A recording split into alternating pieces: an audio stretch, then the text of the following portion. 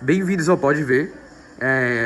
Nós vamos falar sobre Pantera Negra hoje. Eu me chamo Fernando e os convidados que estarão aqui serão o professor Ian, a professora Érica e a professora Manuele. Que vamos discutir mais, né, sobre o grande filme da Marvel, na minha opinião, e acredito na opinião de todos aqui, que é o Pantera Negra, né? Um filme sensacional, com uma grande representatividade e várias camadas históricas que constroem um filme incrível. E assim, eu queria saber da opinião de todos aqui, o que acham do filme também, né? Acredito que tenham gostado bastante também. Bom dia, Fernando. Bom dia, professora Érica. É um prazer estar aqui no podcast do Grade 10, sorry. E com uma temática tão relevante, né? Uma temática que já foi trabalhada esse ano na escola, né? Toda a comunidade escolar, inclusive a professora Érica estava à frente dessa empreitada, e foi muito bom ver, né, esse trabalho acontecendo na escola e o resultado dele de valorização de uma educação antirracista, né, por uma sociedade mais equânime, né, igualitária. Então, ver esse resultado do trabalho aqui com os professores e professoras de todos os níveis, né, da escola foi muito bom, muito importante. E aí trazer essa temática do Pantera Negra, eu acho que dá continuidade a essa nossa intenção, né, de lutar por uma educação antirracista de maneira brilhante. Né? É um filme que eu admiro muito, é um filme que mostra vários questionamentos, né, que nós temos que nos fazer para compreender a sociedade de hoje, porque os países são tão desiguais, porque as sociedades são tão desiguais e porque essas desigualdades estão principalmente permeadas, né, pelas questões de raça, né, pelas questões sociais de classe e pelas questões de gênero também, né, interseccionalmente. Então, antes de dar continuidade, assim, falando um pouco mais sobre o filme em si, eu passo a palavra então para a professora Érica, para que a gente continue. Joia, bom dia a todos e todas. Obrigada pelo convite. Sempre um prazer e uma honra falar com essa turma. Tenho muita admiração por vocês e fico feliz que vocês estejam discutindo, né, trazendo um tema tão relevante, tão necessário nos processos de aprendizagem de vocês. Então, assim, outra questão, né, que eu queria conversar também é sobre, assim, dentro do filme, né? Sabemos que existe toda aquela questão da representatividade, como já foi mencionado. E, assim, eu tava pesquisando esses dias e via que muitas pessoas estavam associando o Malcolm X, o grande ativista que lutou pelos direitos da população negra nos Estados Unidos, no mundo também, com o vilão da história, o Killmonger. E aí, qual a opinião que os senhores têm em relação a isso, né? Se eles são parecidos e o que mais tem, né, de semelhante e profundo entre os dois personagens. Quando você faz essa comparação, eu me lembro daquela cena do museu, né? Em que ele chega ao Isso, museu e vê uma obra de arte ali, e ele faz uma exatamente. discussão falando, né, inferindo que a peça já havia sido roubada, né? Então ela não poderia ser roubada novamente.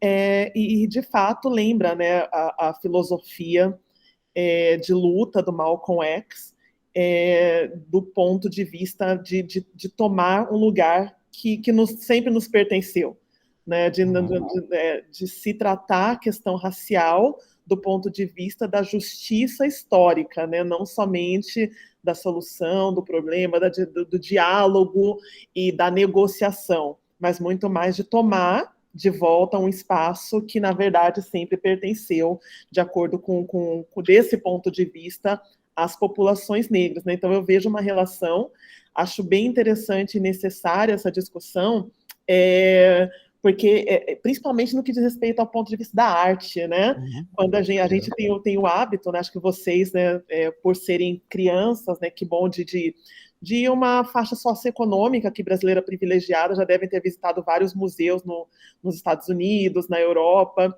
e é assim algo escandaloso, né? A gente vai, a gente admira, e de fato, né, a arte é de se admirar, mas o fato dessas obras estarem expostas em museus europeus, em museus asiáticos e americanos, como pertencentes àquele país, né? E isso ser colocado como um elemento de muito orgulho é escandaloso. Então, isso é uma reflexão que o filme traz. e que também é trazida, né, trazidos em vários momentos dos discursos do Malcolm X também, que a gente se escandalize e não naturalize a injustiça e a violência, né? O Malcolm X ele é muito taxado, na verdade, como um pregador de violência, né? Eles colocam ali o Luther King de um lado, como paz e amor, e o Malcolm X como por meio da violência. Então é muito superficial fazer esse entendimento do Malcolm X dessa forma. O pedido, né, e a filosofia dele é que as pessoas se escandalizem, na verdade, com a violência que tem sido há séculos sendo praticada com as populações negras, né? Então, é tudo uma questão do discurso, né? Quando a gente dá voz para o dominador falar, então ele sempre vai pregar o dominado, você é violento, você é errado, você está indo... Agora, quando você dá voz ao dominado, à população, entre aspas, dominada, você tem uma tendência a ver as coisas de uma outra perspectiva. Então, é bem interessante esse diálogo que o filme traz e bem profundo. Vai muito além ali do que a gente está vendo. E a senhora quer falar também alguma coisa, professor Ian? Sinta-se à vontade. Certo, muito obrigado. Na verdade, para a gente produzir, né, conhecimento juntos, eu acho que é mais interessante. E eu gosto muito dessa provocação, assim, de quem seria o vilão, né? O que seria ser vilão, né? Porque assim a comparação que tem sido feita de Malcolm X enquanto, né, algo similar ao vilão, ao que seria o vilão do filme, né, o Killmonger, não é isso? Só que a pergunta que eu faço é: Killmonger seria de fato o vilão do filme, né? Que é o que a professora Érica tentou pontuar também, né, no sentido de a gente pensar assim, primeiro, quem é que fez essa narrativa histórica, né? Foi o dominado, foi o dominador? Quem é que foi posto enquanto vilão? Quem seriam os vilões reais, né? Dessa exploração toda que ocorreu no continente africano? E pensar também nas ações de Malcolm X e de Martin Luther King, como a Erika falou, é muito importante, não colocando um como pacificador e o outro como o violento, né, o que propaga a violência, mas sim ambos como em luta, né, pelos direitos da população negra, que nos Estados Unidos vive um racismo que não tenho como comparar, né, se foi pior ou menos pior do que o que ocorreu no Brasil, mas é um racismo institucionalizado, né, um racismo legal. Então eles vivem uma segregação racial legal e indo para além disso, né, as ações ou os crimes que são cometidos contra a população negra, como linchamentos, enforcamentos, né, muitas vezes não eram punidos, porque eram feitos por pessoas brancas, né, e essas pessoas eram protegidas. Então, é pensar nesse nível de tensão social, socio-histórica, nesse nível de conflito, nesse nível de crime contra a humanidade, né, que esse filme vem abordando também. Então, essa parte da peça do museu é incrível, é uma primeira cena, né, que realmente choca quando ele faz aquela pergunta, né? E a gente para e reflete sobre isso mesmo. E ao longo do filme eu fui também pensando assim, poxa, eles tentaram, óbvio, é um filme hollywoodiano, né? Tem que ter um vilão, tem que ter o herói do filme. Ambos são negros, né? Um está representando uma possível revanche contra a população ocidental branca, né? Ou seja, inverter os papéis, né? Se vingar e inverter a dominação, né? Que hoje em dia, até hoje, socialmente nós temos, enquanto classe social ou classes sociais privilegiadas, né? Aquelas que são da raça branca, hierarquicamente colocadas, né? Quanto acima das demais raças. Né? Então, assim, se você vai olhar os dados estatísticos hoje do IBGE ou de outros institutos de pesquisa ao redor do planeta, você vai ver que as pessoas que ganham os menores salários são geralmente as mulheres negras, né? Depois vêm os homens negros, depois vêm as mulheres brancas, depois vêm os homens brancos com os maiores salários. E, por exemplo, a população carcerária é composta majoritariamente pela população negra. Então, os dados mostram, né, que ainda vivemos numa sociedade extremamente racista, extremamente desigual, pautada pela cor de pele, né? Principalmente no nosso contexto aqui, na nossa realidade. Então, pensar nesse filme, pensar nas questões que ele carrega enquanto luta pelos direitos da população negra, enquanto reescrita, não é, dessa narrativa histórica, mostrando o quanto os países africanos que hoje ocupam as últimas posições, né, do IDH, do Índice de Desenvolvimento Humano, com as piores condições de vida. Por que eles estão nessas posições hoje? Será que tem tudo a ver com o imperialismo, né, com o processo de extrema exploração desse território? Eu acho que é mais ou menos por aí. Vou parar de falar porque eu falo muito, já professor de história fala muito. Então vamos continuar com a conversa. Então, assim, outro ponto que podemos levar em consideração também dessa conversa, né? Que o próprio T'Challa, o Chadwick Boseman, o ator, né? Falou numa entrevista que ele acredita que, na verdade, o grande herói da história, da sacada, assim, do filme, não era o T'Challa, né? Não era o Pantera Negra, mas sim o seu rival, né? O Killmonger. Já que o mesmo, né? O Killmonger, ele queria, como seu principal objetivo abrir a Wakanda para o mundo, e ajudar as pessoas com a sua tecnologia. E o personagem, o Killmonger, ele cresceu na América, nos Estados Unidos, e, claro, né, como muitas pessoas lá, né, sofreu muito racismo. Então, isso é um ponto muito interessante de se ver também no personagem, né? Não sei se os senhores também concordam com esse ponto. Eu tô aqui pensando, tô refletindo enquanto eu tô ouvindo você falando, e é tudo muito, muito. No que diz respeito à questão racial no mundo, existe um grau de complexidade muito grande, né? De entendimentos, de futuro, de presente, né? Então, eu tenho dois comentários, né? A gente vive, né? A população afrodescendente vive esse conflito, né? Entre o passado e o futuro, entre a necessidade de reconhecer e de visualizar e de viver as raízes e o direito de ter uma vida independente da questão racial. É uma discussão americana, inclusive muito recente, considerando que eles estão nesse diálogo muito mais avançados que a gente. Não que o problema esteja resolvido de maneira nenhuma, mas essa discussão que a gente está tendo hoje começou lá já ali há algumas décadas, né? Então, hoje, eu tenho visto com muita frequência, conversando com pessoas envolvidas com a questão racial nos Estados Unidos, uma tendência dos jovens afrodescendentes, dos jovens afro-americanos, de querer viver a sua própria história, como seres humanos, independente da questão racial. É muito complexo.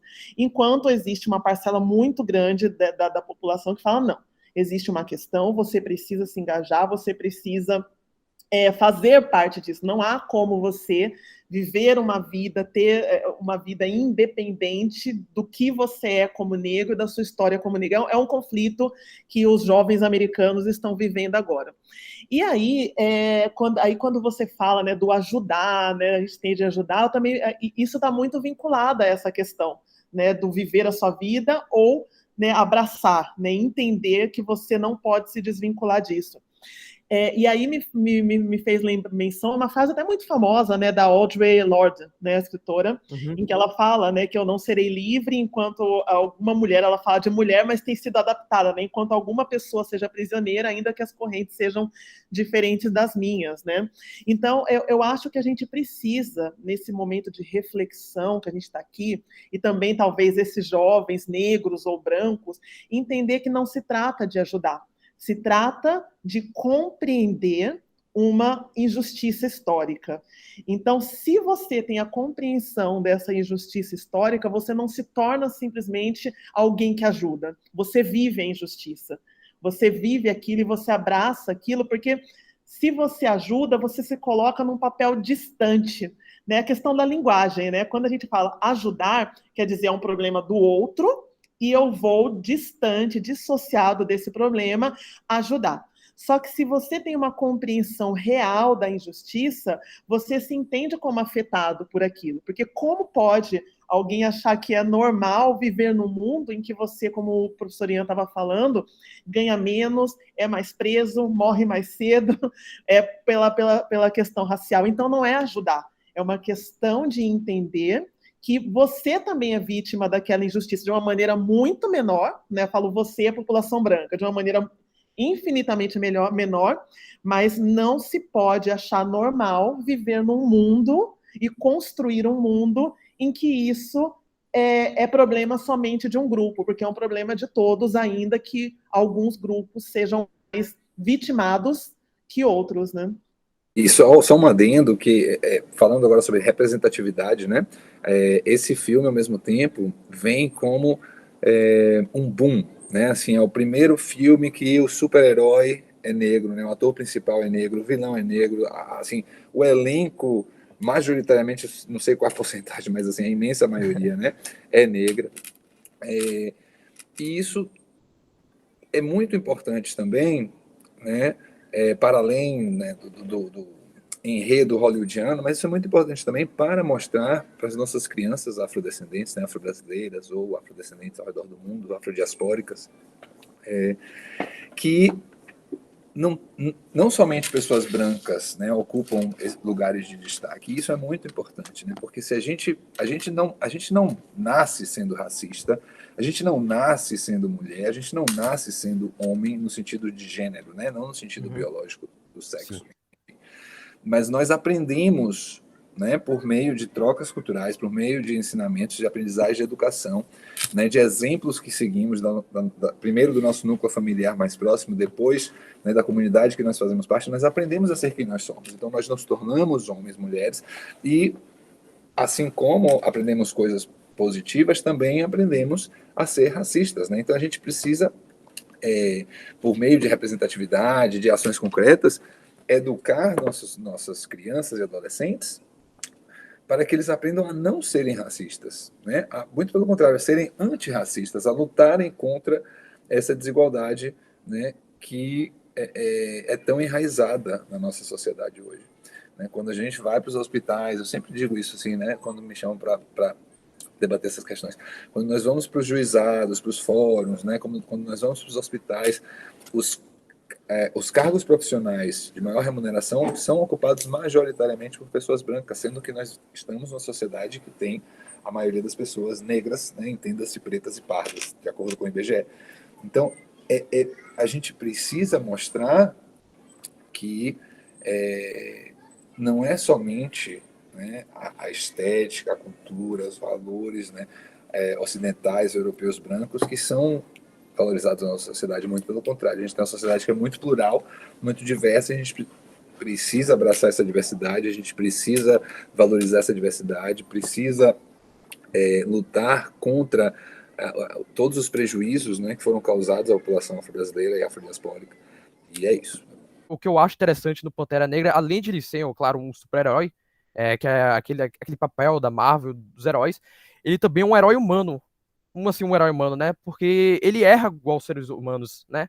E também essa questão interessante que, além de ser um monarca, um herói, ele também está se descobrindo como um personagem, como um herói e como um monarca, né, do seu povo. Então, em todos os momentos, vemos aquele conflito, ele conversando com os ancestrais. Eu estava refletindo muito aqui, enquanto você estava falando, com essa questão, né, do herói, do vilão, que também, né, como a professora Ian estava falando lá no início, é algo muito complexo de se colocar, né, essa dualidade, esse antagonismo, que é lógico, né, a gente está falando aqui de um filme, eu sou fã da Marvel, né, adoro a Marvel, mas a gente está falando de um filme também feito para entretenimento, com um fundo de reflexão muito forte.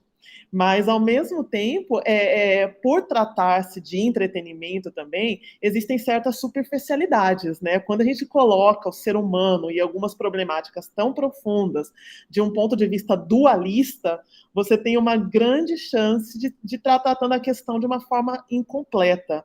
Né? Então, eu acho que ele também, talvez ele também traga isso como uma reflexão. Né? A gente sabe que os diretores, quem trabalha, o pessoal da Marvel, assim, pessoal genial, né? Pessoas inteligentíssimas, engajadas, enfim. Então, talvez também haja uma discussão ali subliminar sobre essa questão da dualidade. Será que isso existe? Será que não existe? Será que a gente precisa ir além dessa profundidade, herói, vilão? Talvez seja uma reflexão, né? Algo para a gente pensar e assistir de novo e tentar encontrar algumas pistas, né? Que a senhora me lembrou de uma frase que Malala disse, né, uma vez, né, que seria o seguinte: a diversidade promove a tolerância. E, se não me engano, quando você não encontra pessoas diferentes, não percebe coisas, não percebe o quanto tem em comum com elas, né?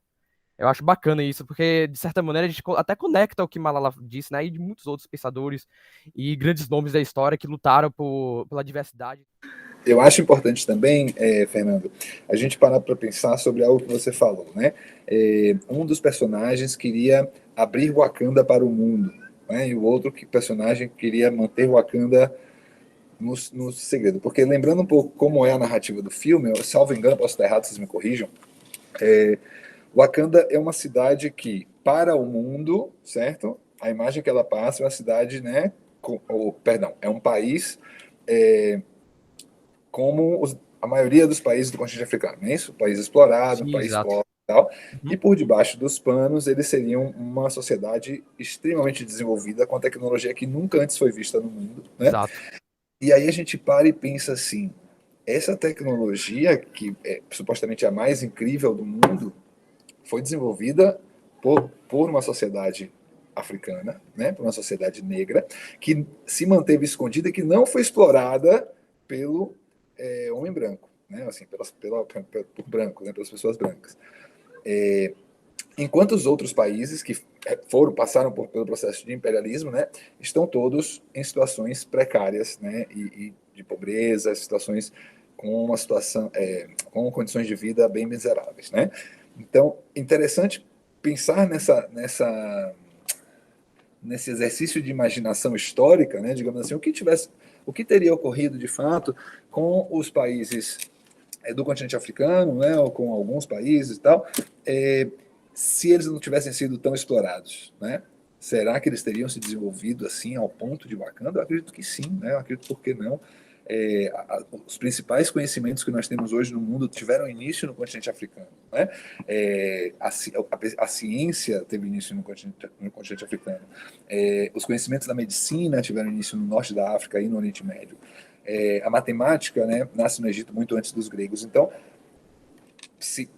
eu acho muito legal esse exercício da gente imaginar assim, como teria sido, né? Teria sido diferente, teria sido bem interessante. São muitas reflexões. Acho que a arte, né, como um todo, em suas diversas representações, ela tem muitas funções, né? Dentre elas, né, é um tema para um outro podcast, né, mas a função da arte, mas uma das funções da arte, de acordo com muitos filósofos, também é promover a reflexão, né, há quem diga.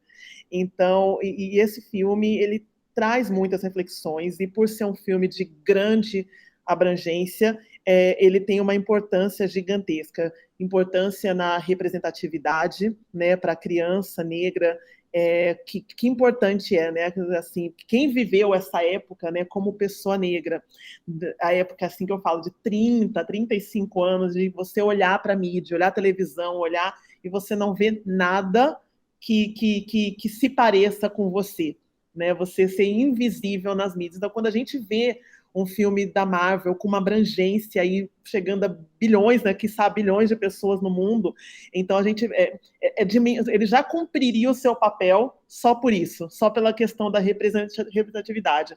E aí, como vocês estavam dizendo, quando ele traz questões sobre a ancestralidade, sobre o tradicional, sobre o fechar e o abrir, sobre as possibilidades do que poderia ter sido, do que foi, sobre a questão da justiça, ou da pacificação, sobre questões de afrofuturismo, né, o que seria e o que pode ser a representação do povo negro no mundo. Então ele já cumpriria muito bem o papel dele se ele tivesse tratado só da representatividade, mas vem muito além disso. Também sou uma fã muito grande e fico muito feliz de ver assim jovens como vocês envolvidos tratando desse assunto tão necessário, repetindo que ainda, né, que a população negra seja diretamente e diariamente vitimada, vocês de uma maneira ou de outra também são, por viver num mundo em que a desigualdade e a injustiça ainda são naturais, infelizmente, né? Então eu fico muito feliz de ver vocês entendendo essa necessidade, o filme ajudando e a gente poder estar discutindo isso aqui. Então, obrigada pelo convite mais uma vez. Mas durante o filme, né, no finalzinho, quando o Killmonger disse o seguinte, né?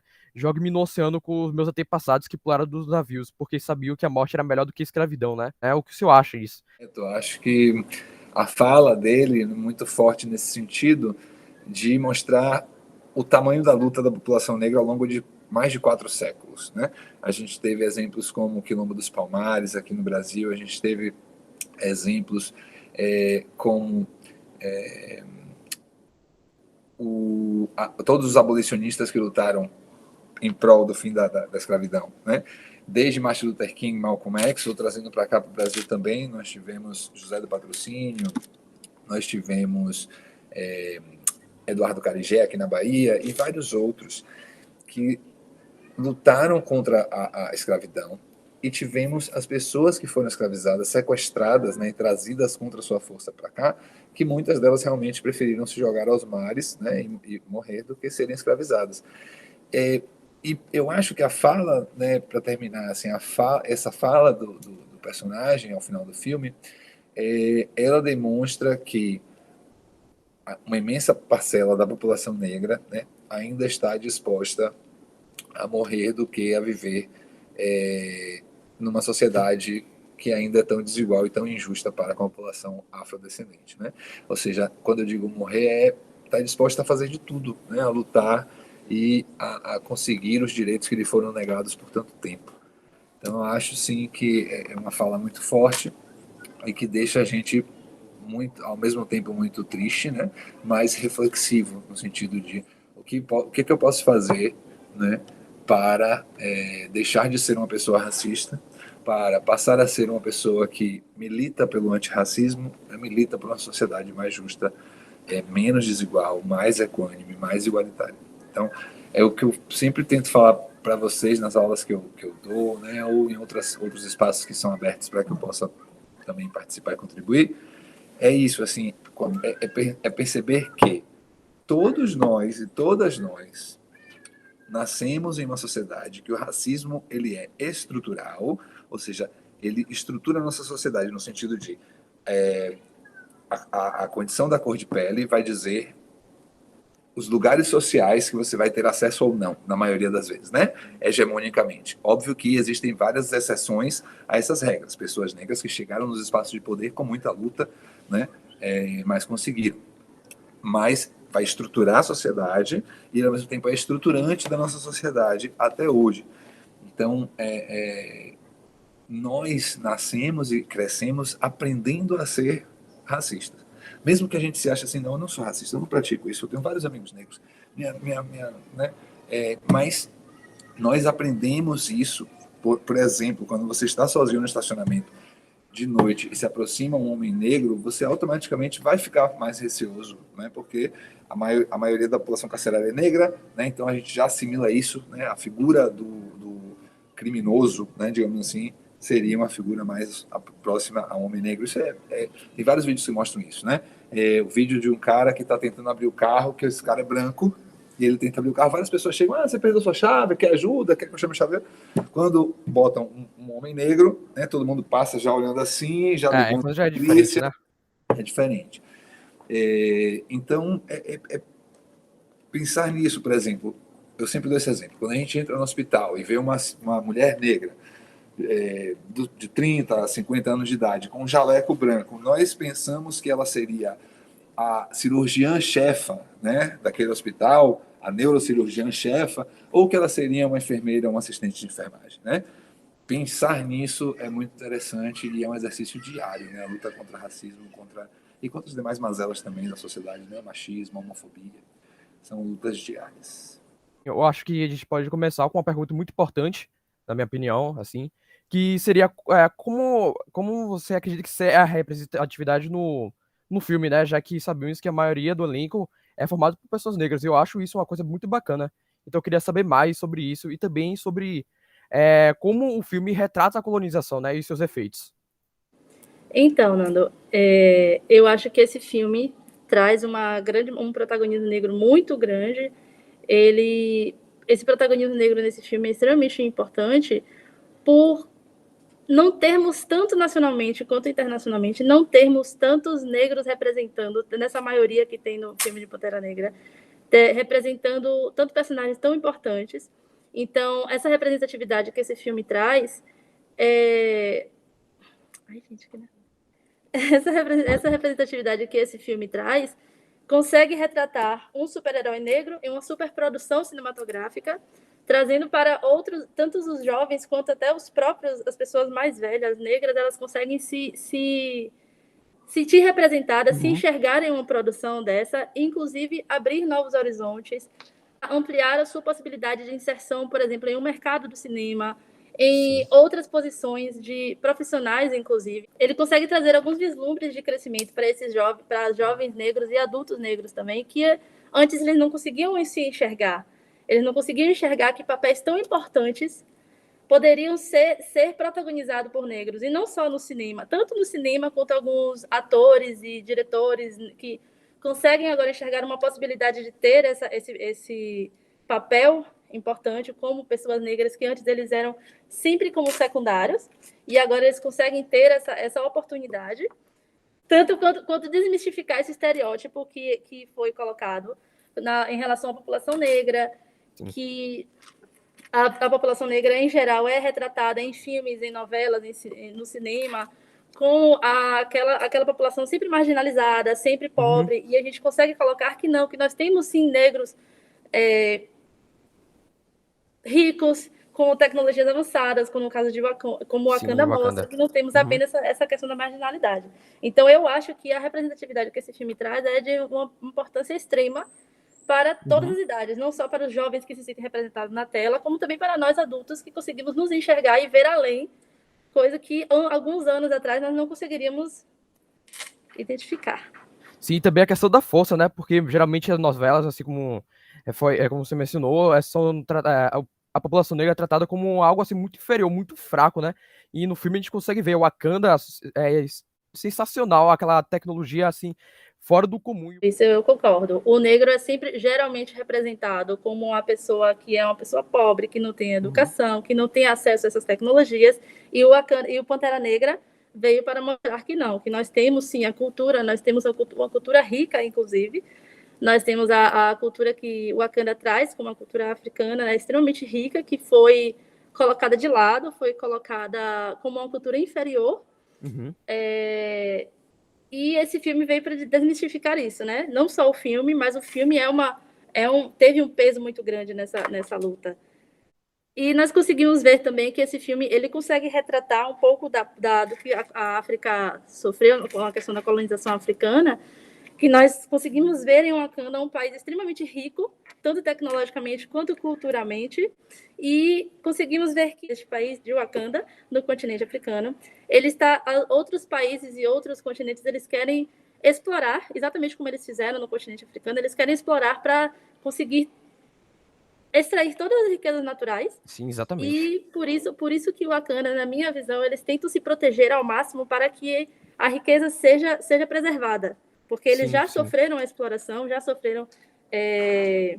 Killmonger traz um pouquinho isso também, que ele tenta resgatar essa cultura que foi explorada e retirada do país de Wakanda, do continente, na verdade, africano como um todo, e ele tenta trazer de volta, manter intacto, vamos dizer assim, sem toda a tradição cultural e toda a exploração que foi feita da cultura africana. Nós conseguimos ver esse país africano, que é altamente desenvolvido, que nós temos muitos países no continente africano com um desenvolvimento enorme tecnológico e cultural, que alguns foram explorados. Então, a ideia que nós temos da cultura africana é uma ideia de uma cultura pobre, porque eles foram retirados, essa riqueza natural foi retirada, a cultura foi retirada, e sobrou, e foi criada uma sensação de inferioridade. Como se a cultura africana fosse uma cultura inferior a todas as outras, porque eles dominaram. Bastante, né? Discutimos bastante o filme, destrinchamos tudo, assim, dos grandes elementos. Que muitíssimo obrigado por tudo, pela colaboração. Eu que agradeço mais uma vez a você, Fernando, Bruna, Alice, Késia, e parabenizo também, né, pela discussão, pela temática. É uma oportunidade única e que eu torço para que vá adiante e que vocês continuem, né, dando seguimento a esse projeto e que alcance a um público, né, cada vez maior. Obrigado, meninas e meninas. Beijos e queijos. Ok, muito obrigada pelo convite e obrigada por poder participar desse podcast. E é isso, pessoal. Muitíssimo obrigado por terem assistido esse episódio de hoje do podcast e nos vemos numa próxima. Até logo.